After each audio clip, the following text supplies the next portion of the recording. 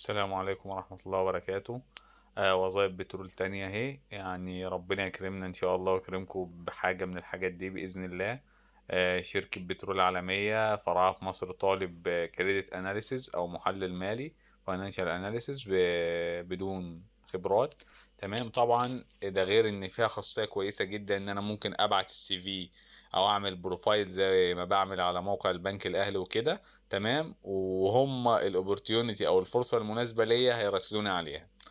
نبدا بس كده عشان ما اطولش عليكم. اول حاجه بندخل، هسيب لكم طبعا اللينك في الوصف يا شباب، لينك التقديم على الوظيفه ولينك الموقع بتاع الشركه هسيبه لكم في الوصف، في وصف الفيديو. طبعا هندخل هنعمل ايه؟ كرييت نيو اكونت.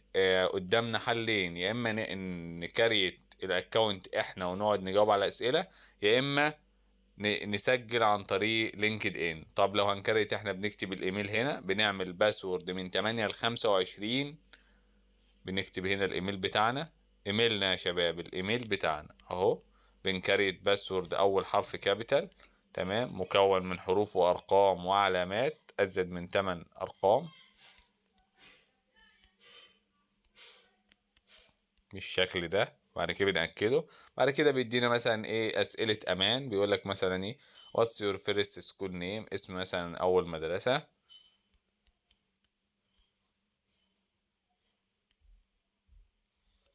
تمام، مثلا تاني حاجة مثلا الفيفوريت هوليداي. تالت مثلا حاجة المذر ميديوم نيم مثلا هنا.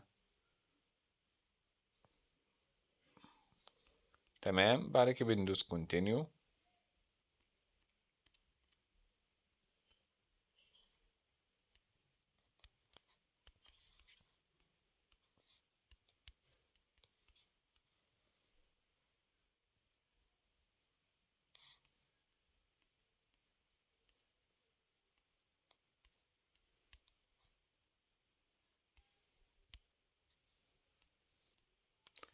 بعد كده بنعمل حساب، هيفتح لنا كده. طبعا ابدا اضيف بقى بياناتي الانفورميشن كونتاكت بتاعتي او بيانات الاتصال والاديوكيشن بتاع التعليم والسكيلز والاكسبيرينس على ايه، على البروفايل.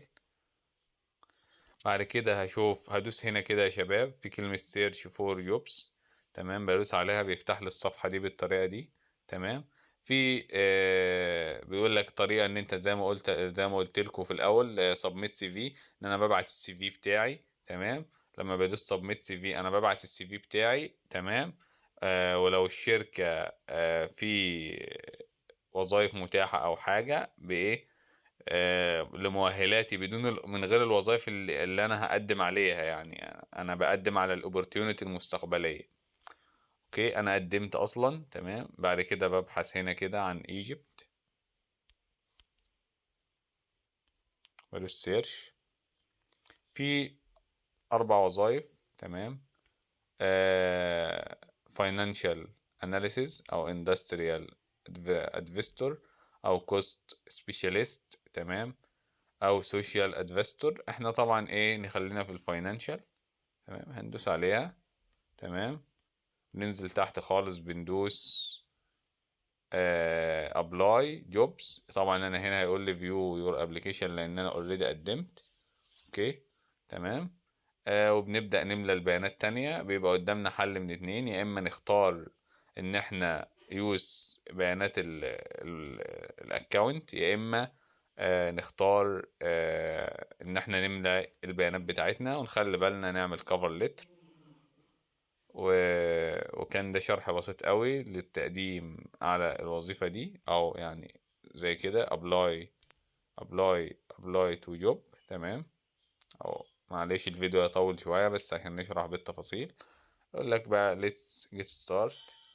تبدأ هنا تختار مثلا external start continue، ترفع السي في، ترفع cover letter، ادي السي في وادي cover letter، دوس save and continue.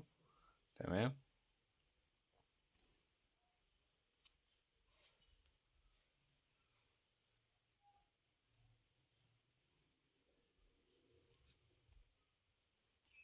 ترفع cover letter برضو، كان save and continue. نبدأ نملى الداتا بتاعتنا، ندوس save and continue، نبدأ نجاوب على الأسئلة بتاعتنا. تمام، save and continue، save and continue. هنا بيقول لك ايه؟ اختار الرول، الطريقة. save and continue، save and continue. تمام، بعد كده save and continue، اختار I agree، save and continue. تمام، بعد كده ايه؟ هيقول لك راجع بقى ايه؟ راجع الابليكيشن بتاعك. اول ما بتدوس send my application كده خلاص انت قدمت، وبتبعت لك رسالة على الميل. ده كان شرح بسيط، والسلام عليكم ورحمة الله وبركاته.